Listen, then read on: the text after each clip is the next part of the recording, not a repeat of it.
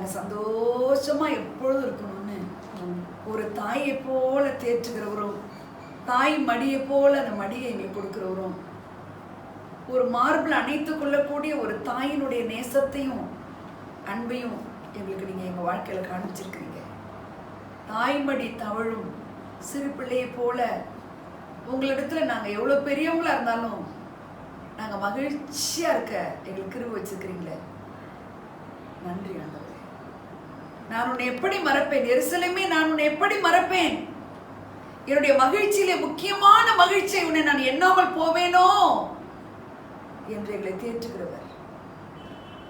உமக்கு ஒரு மகிழ்ச்சி அப்படின்னு ஒன்று இருந்தா அது நாங்களும் உங்கள் மடியில் சாய்ந்துக்கும் பொழுது, நாங்கள் மகிழ்ச்சியாக இருக்கும் பொழுது நீங்கள் மகிழ்கிறது தான் உங்களுக்கு சந்தோஷம்.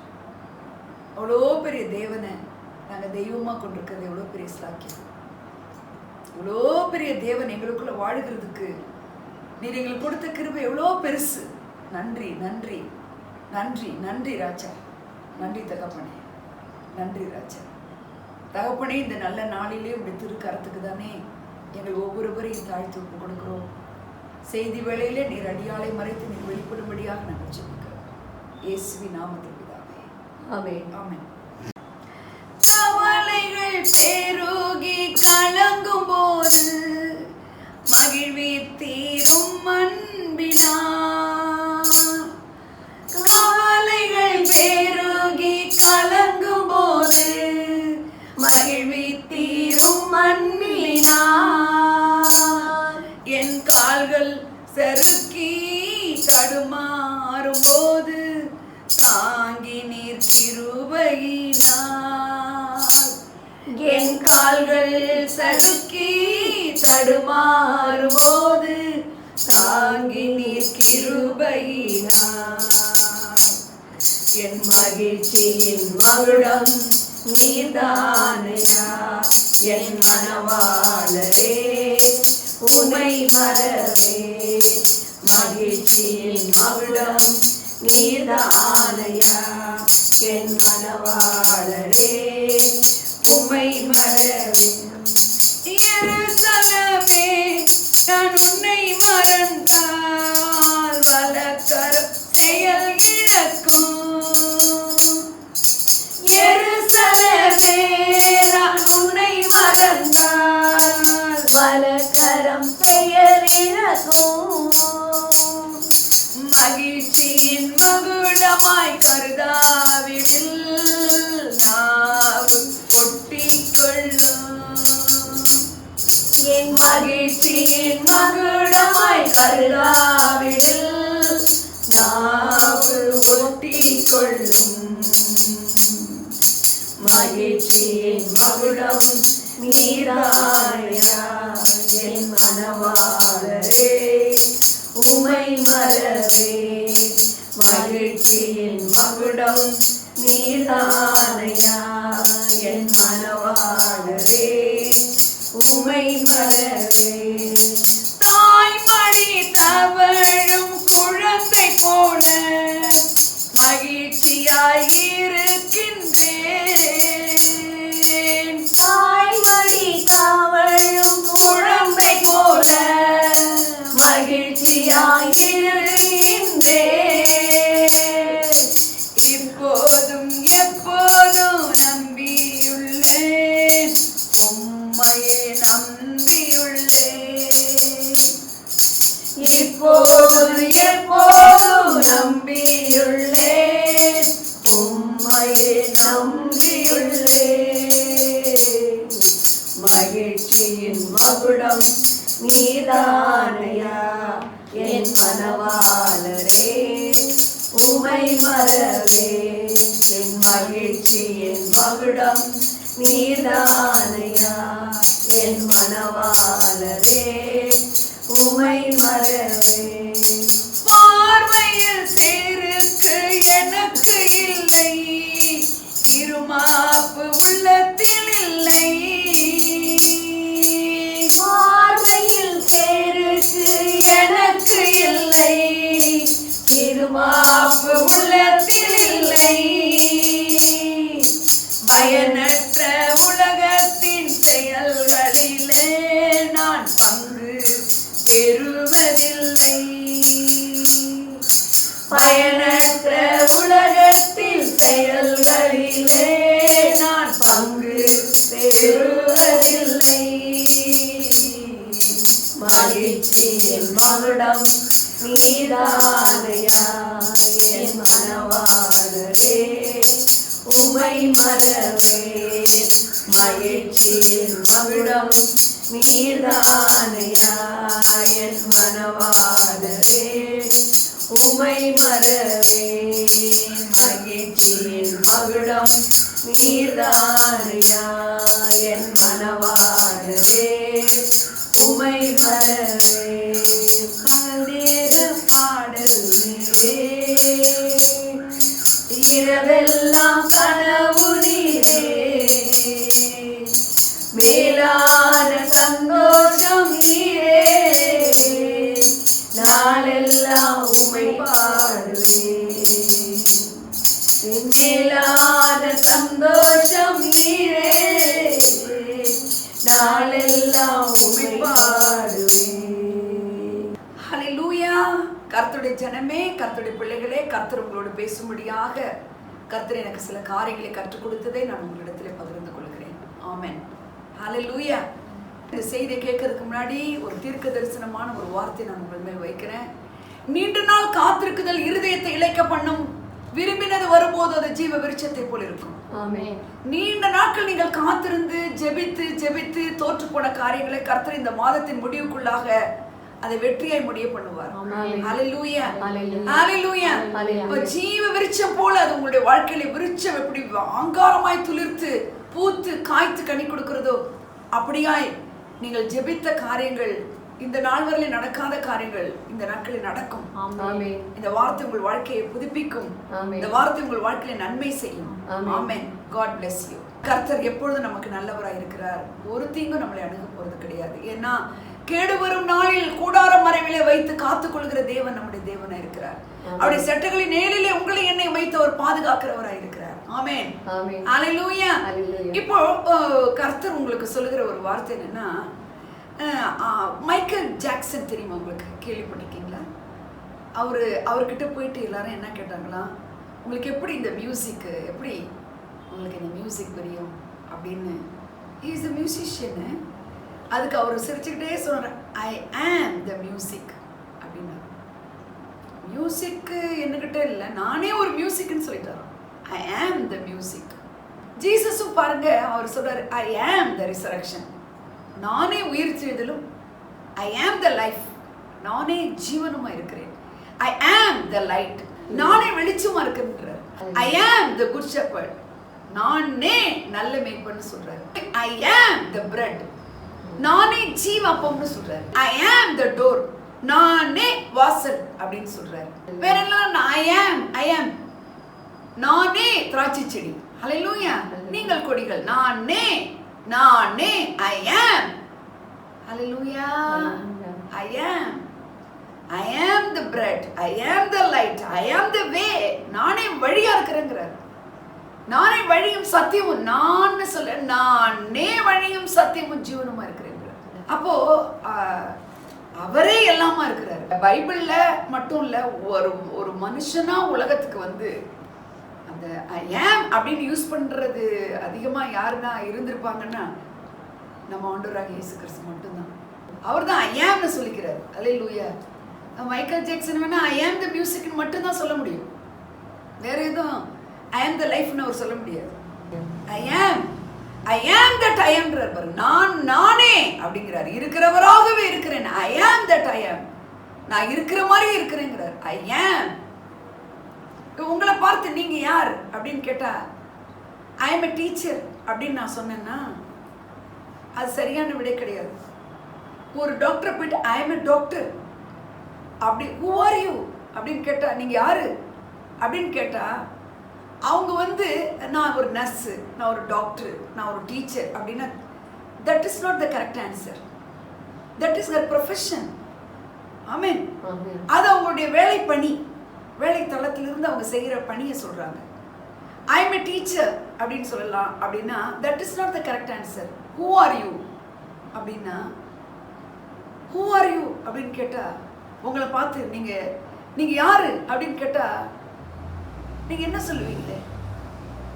நீங்க என்ன சொல்லுவீங்க? ரூத் சொல்ற, ஐ எம் ரூத் அப்படிங்கிறா. யார் இந்த பெண்? I am ரூத்ங்கிறா. ரெபேக்கால கேட்டா அவ என்ன சொல்றா? அவ பூர்வீகமான வழியிலேருந்து எடுக்கிறா. ரெபேக்கால கேட்டது நீ யாருடையவள்னு எலியேசர் கேட்ட உடனே அவ சொல்றா பாருங்க, நான் நாகோருக்கு மில்கால் பெற்ற குமாரனாகிய பெத்துவேலின் மகள் என்று சொன்னது மன்றி. அப்ப பாருங்க அவ எப்படி சொல்றா பாருங்க, நீ யாருடைய மகள் அப்படின்னதுக்கு நான் பெத்துவேலுடைய மகள்னு சொல்லல. அவ நாகோருக்கு மில்கால் பெற்ற பெத்துவேலினுடைய மகள்ன்றா. அப்ப அவ அம்மா பேரை சொல்லல, அப்பாவையும் கிராண்ட்மா கிராண்ட்ஃபா அவ சொல்றா. அப்போ நான் தண்ணி பிடிக்கிறவ அப்படின்னு சொல்லியிருக்கலாம். நான் தண்ணி பிடிக்க வந்தேன். நீ யாருன்னா, நான் தண்ணி பிடிக்கிறவ, தண்ணி பிடிக்க வந்தேன். நான் ஆடுகளுக்கு மாடுகளுக்குலாம் ஆடுகள் தான் அப்போ மேய்ச்சிட்டு இருக்கா, ஆடுகளுக்கு தண்ணி பிடிக்க வந்திருக்கேன். இல்லை நான் ஒரு ஆடு மேய்க்கிறவ, நீ யாருடைய மகள் அப்படின்னு கேட்கும்போது அவ என்ன சொல்லியிருக்கலாம், நான் ஆடு மேய்க்கிறவள் அப்படின்னு சொல்லலாம். ஏன்னா ஆடுகளுக்கு தான் அவ என்ன செய்ய வரா, தண்ணி எடுக்க வரா. ஆடுகள். ஹல்லேலூயா. நீங்க இந்த பின்பகுதியெல்லாம் பார்த்தீங்கன்னா இந்த ஆடுகள் எல்லாம் இவ மேய்க்கிற மாதிரி தெரியுது இந்த பகுதியில். அப்போ நீ யாருடையவள் அப்படின்னும் போது நான் ஆடு மேய்க்கிறவள்னு கூட சொல்லலாம். ஆனா அவ அவளுக்கு ஒன்று நல்லா தெரியுது, அந்த அப்பா பேரு, அப்பாவுடைய அப்பா பேருலாம் அவளுக்கு தெரியுது. அதே மாதிரி நான் அடிக்கடி சொல்றேன், பெத்லகேமியன் ஆகிய ஈசாயின் உமது அடியானாகிய ஈசாயின் மகன் தாவீது தன்னை பத்தி சொல்றாரு. இந்த பிள்ளையாண்டான் யாருடையவனு கேட்கும்போது உமது அடியானாகிய பெத்லகேமியன் ஆகிய உமது அடியானாகிய ஈசாயின் மகன் அப்படின்றாரு.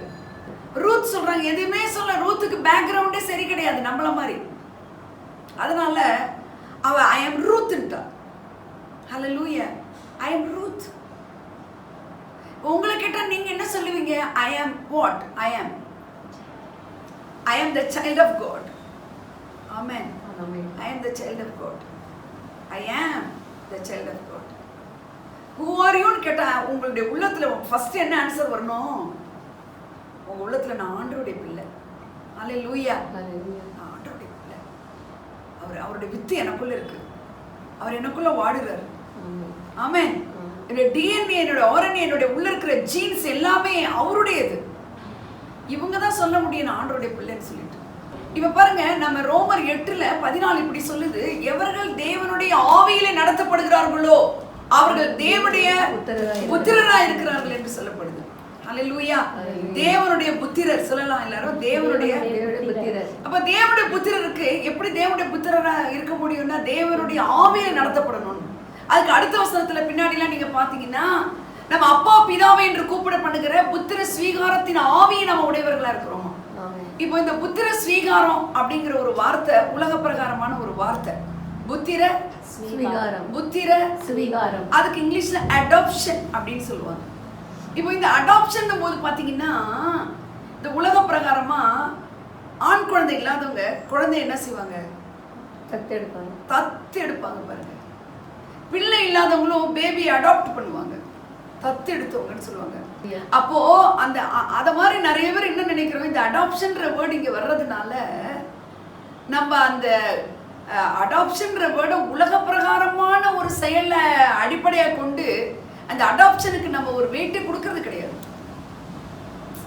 ஏன்னா உலகத்துல அந்த அப்பா அம்மாவுக்கு இல்லாம இன்னொரு பிள்ளை எடுத்து தானே அவங்க வளர்க்குறாங்கன்னு. கர்த்தருடைய பிள்ளைகளே, இந்த அடாப்ஷன் உலக பிரகாரமான அடாப்ஷனோட அர்த்தம் கிடையவே கிடையாது. அதாவது இந்த பூமிக்குரியவங்க நீ இல்ல, இந்த பூமிக்குரியவங்க நீ இல்ல, இந்த காண்கிற உலகத்துக்கு இருக்கிறவ நீ இல்ல, காணப்படாத உலகத்துக்கு நீ சொந்தக்காரி அப்படிங்கிற ஒரு அடாப்ஷன் இது. ஆமென் சொல்லுங்க. ஆமென். ஹல்லேலூயா. வானத்தையும் பூமியை படைத்த சர்வ வல்லமுள்ள தேவனுடைய ஆவி உனக்குள்ள இருக்கு அப்படிங்கிற ஒரு உன்னதமான ஒரு பெரிய டாஸ்க பிதாவாகிய தேவன் இயேசு கிறிஸ்துவின் ஆவியானவர் மூலமா உங்களுக்கு கொடுத்துக்கிறார், எனக்கு கொடுத்துக்கிறார். ஹல்லேலூயா. அப்போ உங்களுக்கு மறக்க கூடாது, நான் தேவனுடைய புத்திரர், நான் தேவனுடைய பிள்ளை. ஆமென். நான் தேவனுடைய பிள்ளை, நான் தேவ புத்திரர். ஹல்லேலூயா சொல்லுங்க. அப்போ அந்த தேவனுடைய பிள்ளை நம்ம என்ன செய்யணும், இந்த உணர்வு நமக்கு மைண்ட்ல செட் ஆனாதான் நான் தேவனுடைய பிள்ளைங்கிறத நம்ம வெளிப்படுத்த முடியும். இப்போ நீ யாருடைய பிள்ளைன்னு கேட்டதும் சொல்றாங்கல்ல. இப்போ நான் உதாரணம்லாம் பார்த்தோம். சிலரை வந்து நீ யாருடைய பிள்ளை அப்படின்னு கேட்காமையே இந்த முகச்சாடையை வச்சே சிலர் என்ன சொல்லிடுவாங்க, ஏம்மா உங்க அக்கா இங்கே படிக்கிறாங்க, ஏம்மா உங்க அம்மா இங்கே வேலை செய்கிறாங்களா, உங்க அம்மா யாராவது இப்படி இருப்பாங்களா அப்படின்னு கேட்டால், ஆமா ஆண்டி, ஆமா சிஸ்டர், எங்க அம்மா இங்கே இருக்காங்க அப்படியே இருக்கிற முகத்துல. அப்ப இந்த ஜாடையை வச்சு என்ன செய்வாங்க, அது நீ யாருடைய கேட்காம அவங்க என்னாருடைய பொண்ணு தானே நீ அப்படின்னு கேட்பாங்க. அப்படிதானே? இப்போ அது எப்படி வெளிப்பட்டுச்சு? அந்த ஜாடை இன்னைக்கும் கர்த்தர் அந்த ஜாடை தான் பைபிள்ல சாயல் அப்படின்னு எழுதப்பட்டிருக்கு. இந்த ஜாடையா இருக்குன்றது என்னது? சாயல். இப்ப நம்ம யாருடைய சாயலின்படி சிருஷ்டிக்கப்பட்டிருக்கிறோம்? அவருடைய சாயலின்படி, அவருடைய ரூபத்தின்படி நம்ம சிருஷ்டிக்கப்பட்டிருக்கிறோம். இது நம்ம ஒரு நாளும் மறக்கவே கூடாது. பாருங்க, நமக்கு நம்மளை கீழாக்குற சக்திகள் எக்கச்சக்கமா இருக்கும் பொழுது நான் ஏன் தான் பிறந்தணும்னு ஒரு நாளாவது நம்ம நினைக்காம இருக்கவே மாட்டோம். நீங்க எப்படியோ நான் நினைச்சிருக்கேன் பல தடவை, என்னெல்லாம் எதுக்கு ஊழியக்காரர் எடுத்தாரோ, எதுக்கு தான் நான் இந்த உலகத்துல இருக்கிறனோ, எதுக்கு என்ன போய் எடுத்தார் ஊழியத்துக்கு, இப்படிலாம் பலமுறை நம்ம நினைச்சுக்கோம். அப்புறம் ஆண்டவர் என்ன சொல்வாரு, உன்னை உண்டாக்கினவரும் உன்னை உருவாக்கினவரும் உன் தாயின் கற்பத்தில் தெரிந்து கொண்டவரும் உன்னை பேர் சொல்லி அழைத்தவருமா இருக்கிற அப்படின்னு பல வேர்ட் ஆஃப் கார்டை கொடுத்து அவருடைய பிள்ளைங்கிறத உறுதிப்படுத்துவார். ஆமென். உன்னை உண்டாக்குனேன், உன்னை தாயின் கருவில் நான் உருவாக்குனேன், நீ பிரமிக்கப்படத்தக்க அதிசயமாய் உண்டாக்கப்பட்டிருக்கிறேன்னு நம்ம சில வேளையில ரொம்ப வெக்ஸ்டா, ரொம்ப டிஸ்கரேஜிங்கா, நம்முடைய சூழ்நிலைகள்லாம் நமக்கு சாதகம் இல்லாமல் இருக்கும் பொழுது நம்ம ஏன் தான் இந்த உலகத்துக்கு வந்தோம் அப்படின்னு நம்ம நினைக்கிறோம். நிறைய பேர் நம்ம நினைக்கிறோம். ஆனால் கர்த்தருடைய பிள்ளைகளே, சிலர் வாயை விட்டு சொல்லனா கூட சில நேரத்தில் நம்ம மனசுல கூட நினைப்போம், சரி நம்ம ஆண்டருடைய பிள்ளையா இருந்துட்டு இப்படிலாம் நினைக்கிறோமே அப்படின்ட்டு. சில நேரத்தில் நான் அந்த நினைவு கூட என்ன செய்வோம், நினைச்சிட்டு சி இப்படி நினைச்சிடக்கூடாதுன்னு நினைப்போம். ஆனால் நினைவு இருக்கும், வரும். ஆனா உங்களுக்கு நான் சொல்றேன், ஒரு நாளும் உங்களையே நீங்க தேற்றுறதுல நீங்க தவறவே கூடாது. நான் ஆண்டவருடைய பிள்ளை. ஆமென். அப்போ இந்த சிருஷ்டிப்பு இதெல்லாம் யாரு? இந்த சிருஷ்டிப்பு யாரு? நம்ம தான். ஆண்டவருடைய சிருஷ்டிப்பு யாரு? நாம தான். ஆமென். ஏன் இந்த விரக்தி வருது, ஏன் இந்த இயலாமை வருது அப்படின்றது மட்டும் நம்ம தெரிஞ்சுக்கிட்டோம்னு வச்சுக்கோங்க. அதை தெரிஞ்சுக்கிட்டோம்னா அதுதான் தேவனுடைய நோக்கம் உங்க வாழ்க்கையிலன்றது நீங்க தெரிஞ்சுக்கிட்டதா அர்த்தம். ஆமென். சில நோக்கங்களை நீங்க தெரிஞ்சுக்கிட்டீங்கன்னா எந்த மாதிரியான ஏன் தான் நான் பிறந்தனும், ஏன் தான் வாழறணும், ஏன் தான் இந்த வீட்டில் வந்து பிறந்தனும், ஏன் தான் இந்த புருஷன் நமக்கு வந்தாங்களோ, ஏன் தான் இந்த மனைவி நமக்கு வந்தாலும் அப்படின்லாம் நம்ம விரக்தி ஆக்குறோம். பார்த்தீங்களா? கட்டாயமா இதை நீங்க கேட்டுக்கொண்டிருக்கிற உங்களுடைய வாழ்க்கையில இப்படி ஒரு சூழ்நிலைகள் வரலாம், வந்து இருக்கலாம். ஆனா நான் உங்களுக்கு சொல்றேன், நீங்க அதிலிருந்து விடுதலையாக நீங்க தேவனுடைய பிள்ளைன்னு நீங்க நினைக்கணும் அப்படின்றத நான் சொல்லி கொடுக்குறேன். ஆனா தேவனுடைய பிள்ளைன்னு நம்மெல்லாம் தேவனுடைய பிள்ளைன்ற எண்ணம் இல்லையா நமக்கு? நான் கேட்கிறேன், சொல்லுங்க. இருக்கு, கட்டாயமா இருக்கு, அதுல மாற்றமே கிடையாது. ஆனா அந்த தேவனுடைய பிள்ளை குறித்ததான ஒரு நோக்கத்தை நான் நிறைவேற்ற இந்த பூமிக்கு வந்திருக்கிறேன் என்பது நமக்கு தெரிய வேண்டும். அந்த நோக்கம் தெரியாதனாலதான் நமக்கு இந்த விரக்தி வருது. அந்த ஒரு நோக்கத்துக்காக நான் இங்க வந்திருக்கிறேன்னு தெரியாதனால்தான் அந்த எண்ணங்கள் வருது, கிளேசங்கள் வருது, வியாகுலங்கள் வருது. நமக்கு ஒரு நோக்கத்தோடு நான் இந்த பூமியில் இருக்கிறேன் அப்படிங்கிற ஒரு நோக்கம் உங்களுக்கு வேணும். நம்ம இதை கேட்டுக்கொண்டிருக்கிற, பார்த்து கொண்டிருக்கிற உங்களுக்கு, நீங்க கர்த்தருடைய பிள்ளை தான், அது சந்தேகமே கிடையாது. ஆனா உங்களுக்கு தேவன் ஒரு நோக்கத்தை வைத்து, ஒரு purpose and plan in this world, இந்த உலகத்துல வாழ்றதுக்கு தேவன் உங்களுக்கு ஒரு பிளான் வச்சுக்கிறாரு, ஒரு நோக்கம் இருக்குது. ஆமென் சொல்லுங்க. ஒரு நோக்கம் இருக்கு. அந்த நோக்கத்தை நீங்க எக்ஸிக்யூட் பண்ணணும். அந்த நோக்கத்தை நீங்க என்ன பண்ணணும்? எக்ஸிக்யூட் பண்ணணும். அப்படின்னா என்ன? செயல்படுத்தணும். அந்த நோக்கத்தை நீங்க செயல்படுத்தணும். அந்த நோக்கத்தை நான் செயல்படுத்தணும். அந்த நோக்கத்தை நான் புரிஞ்சுக்கணும். ஆமென். ஆமென். Everything in the world has one purpose and plan by God. ஆமென். ஆமென். வானத்தையும் பூமியையும் படைத்த சர்வ வல்லமையுள்ள தேவன் எதையுமே ஒரு ஃபூலிஷா அவர் சிருஷ்டிக்கவே கிடையாது. எதையுமே சும்மா இருக்கட்டும், நம்ம அடிக்கடி சும்மான்னு சொல்றோம்ல, அந்த மாதிரி எதுவுமே சும்மாவே அவர் உங்களை என்னையும் சிருஷ்டிக்கல. ஒரு ஃப்ளாரை கூட அவர் வந்து ஒரு சும்மா அப்படின்னு பண்ணல. ஒரு அனிமலை கூட அவர் ஒரு சும்மா அப்படின்னு பண்ணல. Everything he planned. Hallelujah. Everything, எல்லாவற்றையுமே அவர் பிளான் பண்ணி தான் அவர் உண்டாக்குனார். ஆமென்.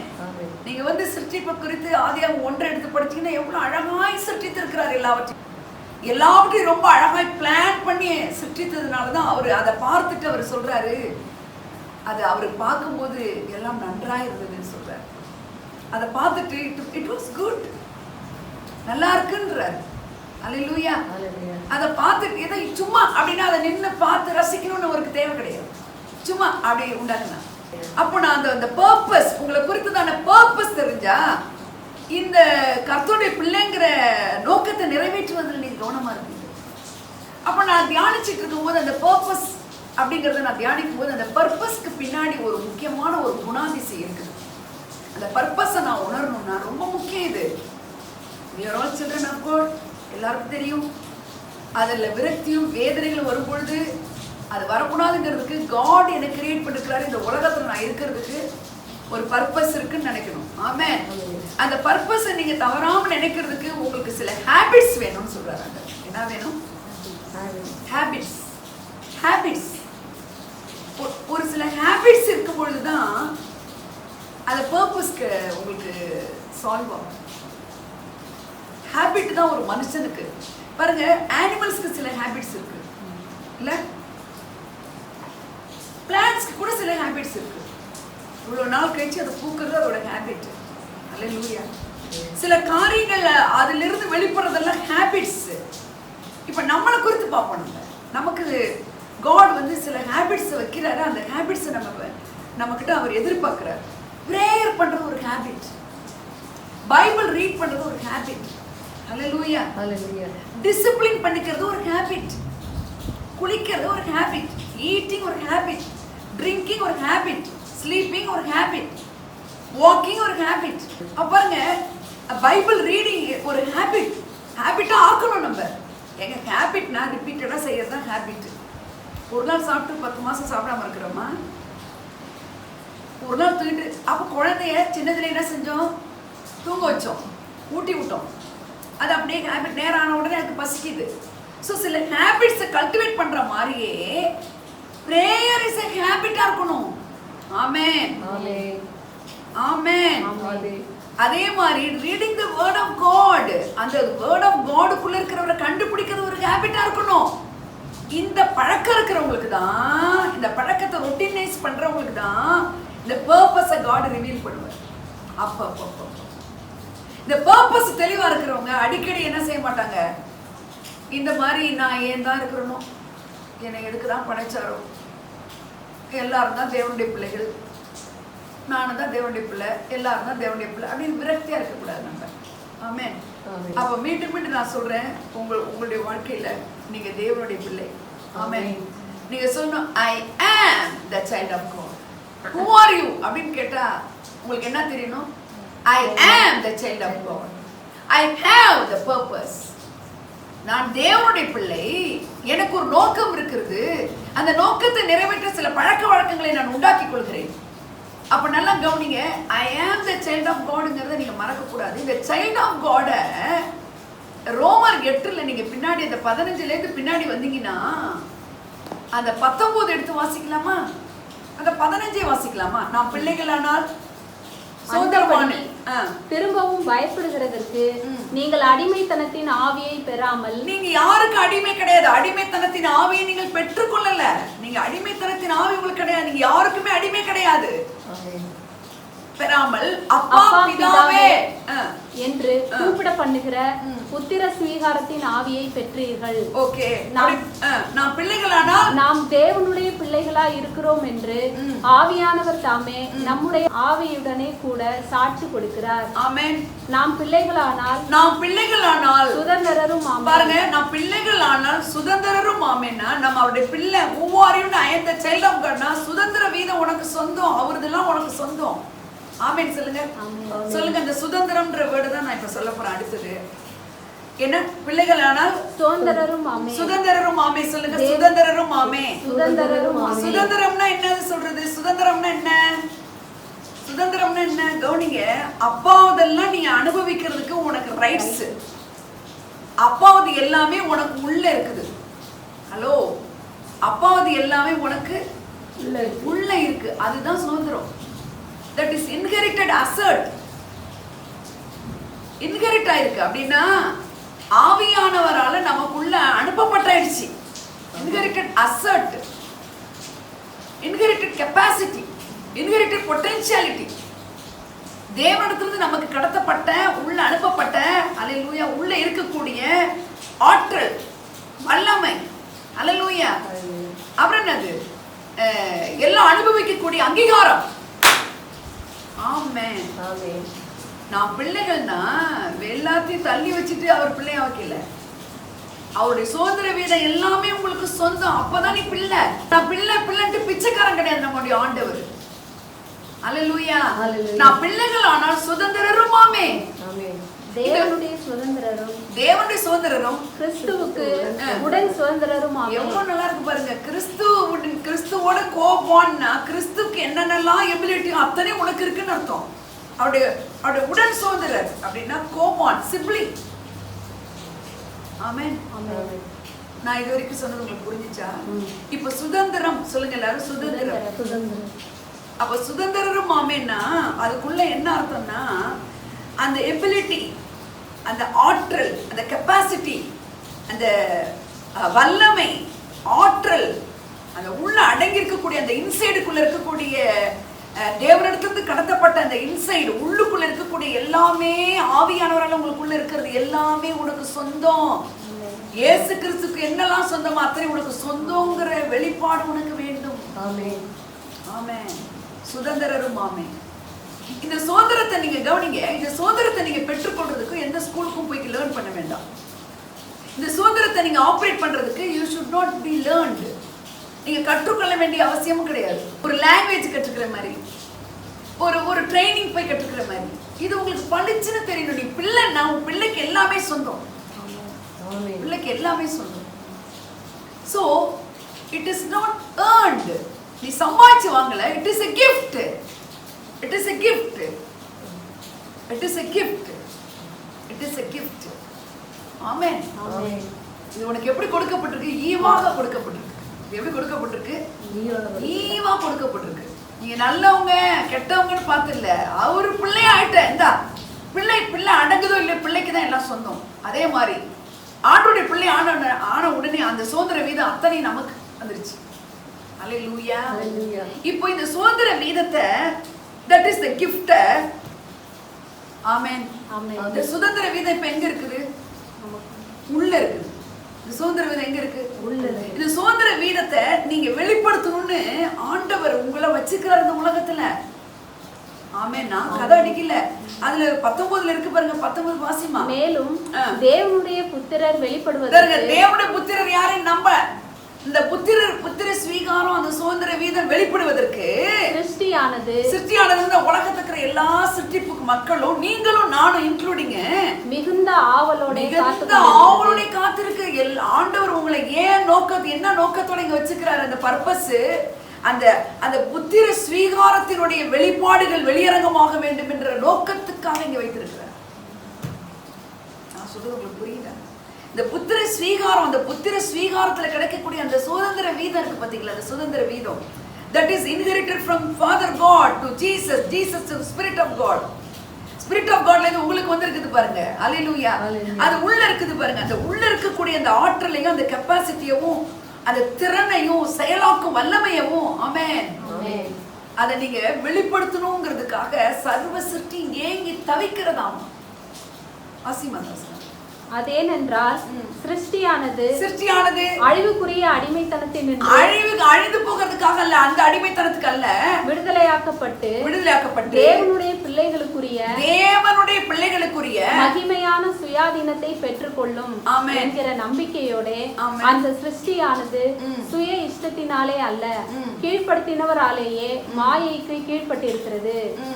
ஆகையால் நமக்கு தெரிந்திருக்கிறபடி இதுவரைக்கும் சர்வ சிருஷ்டியும் ஏகமாய் தவித்து பிரசவ வேதனைப்படுகிறது. ரொம்ப முக்கியம். இந்த இப்ப கடைசி வசனம் ரொம்ப முக்கியம். வாசிச்ச இந்த வசனம் ரொம்ப முக்கியம். என்னன்னா, பிரசவ வேதனைன்றது ரொம்ப பெருசா சொல்றோம்ல, அவ்வளோ ஏங்குதான். எல்லா ஆண்டவர் நம்மளை எப்படி படைச்சுக்கிறாருன்னா, எல்லா சிருஷ்டிப்பும் இந்த காடுடைய கெப்பாசிட்டி, காடுடைய சுதந்திர வீதத்தை வெளிப்படுத்துறதுக்கு ஏங்கும்படி வச்சுக்கிறார்.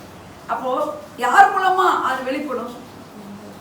ஏன் மூலமா, ஏன் மூலமா, உங்க மூலமா. சுதந்திர வீதம் உள்ள இருக்கு. அந்த சிருஷ்டிப்பு மற்றவர்களுக்கு மட்டும், நீனும் அவருடைய சிருஷ்டிப்பு தான். உனக்கே அந்த சுதந்திர வீதம் வேணும். ஆமென். இந்த லைஃப்ல, இந்த பூமிக்குரிய வாழ்க்கையில simply going to church, coming from the church, giving the offering, regular attendance in the church, that will not the சுதந்திர வீதம். ஹalleluya. அது கிடையாது.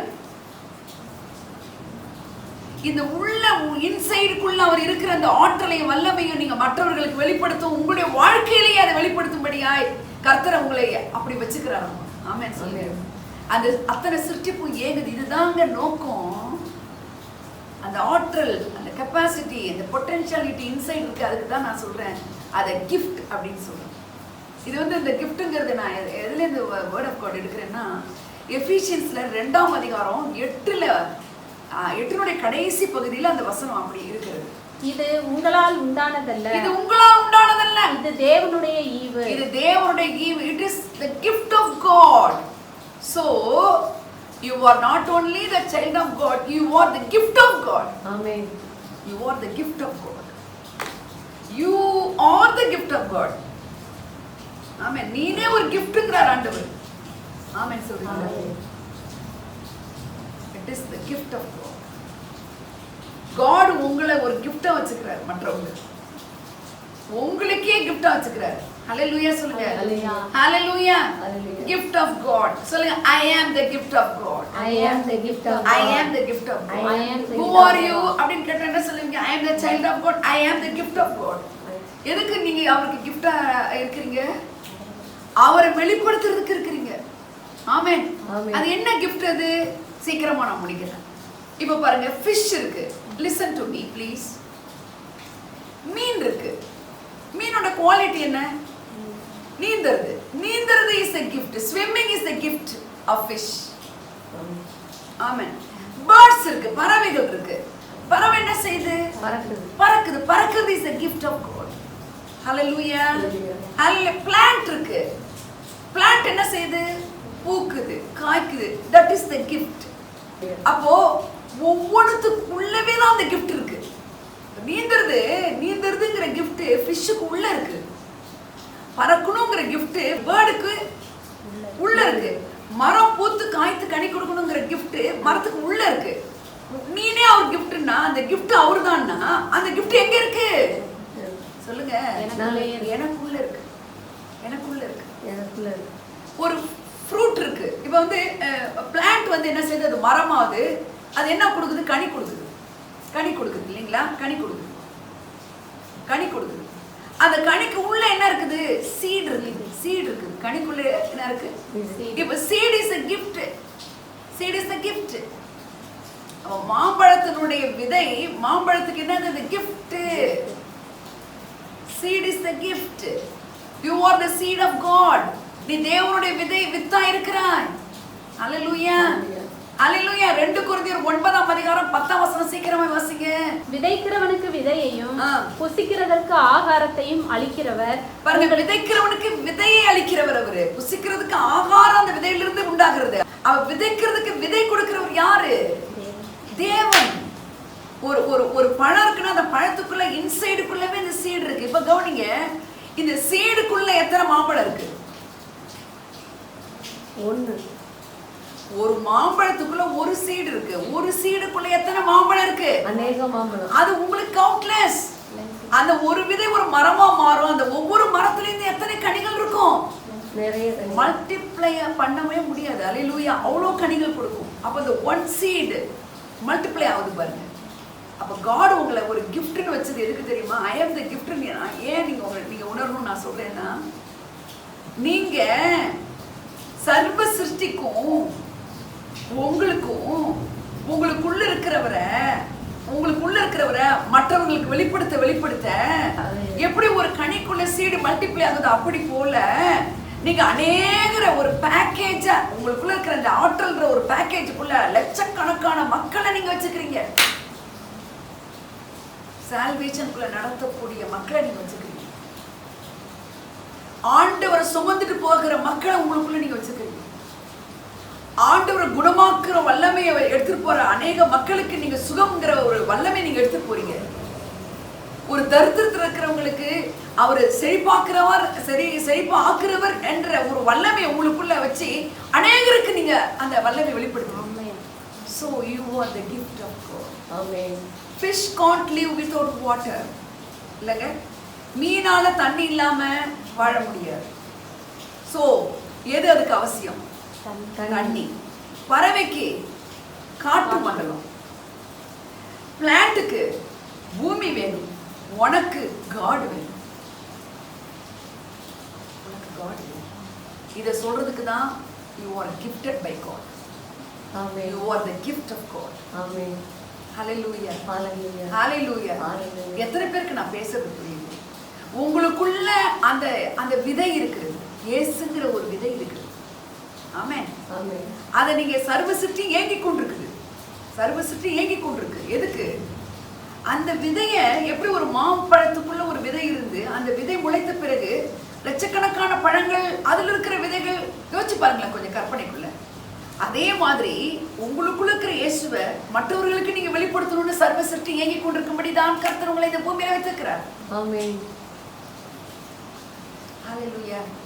இந்த நோக்கமும், இந்த உன்னதமான நோக்கமும், இந்த உன்னதமான கர்த்தருடைய கிஃப்டா நீங்க இருக்கிறீங்கன்றதும் தெரிஞ்சா நீங்களும் நானும் என்ன செய்ய மாட்டோம்?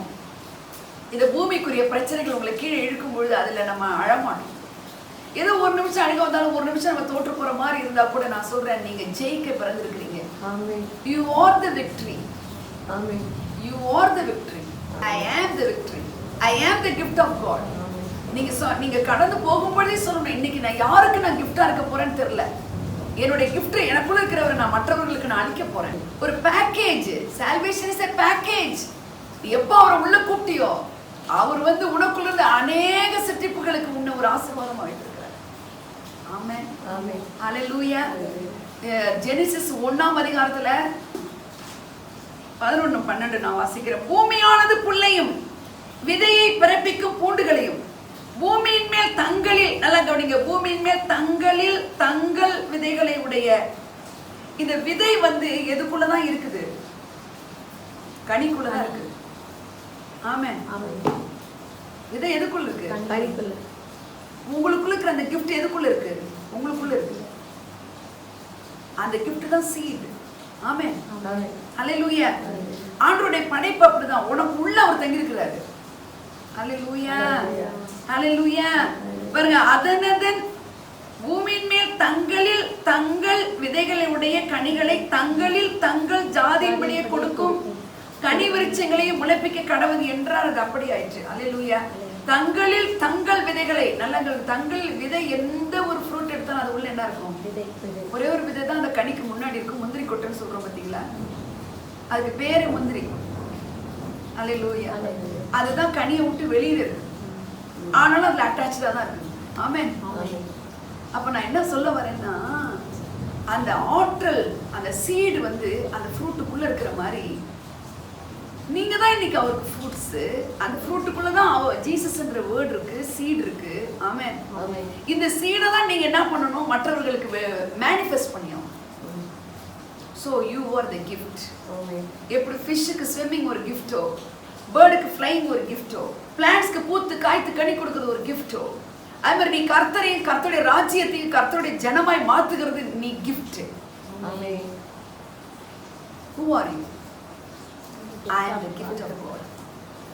I am the gift of God. Hallelujah. கர்த்தருக்கே, கர்த்தருடைய பார்வையிலேயே நீங்க வந்து ரொம்ப விசேஷமானவங்களா இருக்கும் பொழுது இந்த கிஃப்ட்டுக்கு நீங்க இந்த கிஃப்ட் வாங்கிட்டு போறவங்க வந்து நல்லா கவனிங்க. அவங்க கெஞ்சி இந்த கிஃப்ட் வாங்குங்க, வாங்கிட்டு வாங்கன்னு சொல்ல மாட்டாங்க. இல்ல, கிஃப்ட்னாலே அவங்களுக்கே தெரியாது. ஒன்று. ரெண்டாவது, கிஃப்ட்னா அவங்க ஏர்ன் பண்ணுறது கிடையாது. ஏர்ன் பண்ணுறது அவங்க சம்பாதிச்சு ஏர்ன் பண்ணி கிடைக்கிறது கிடையாது.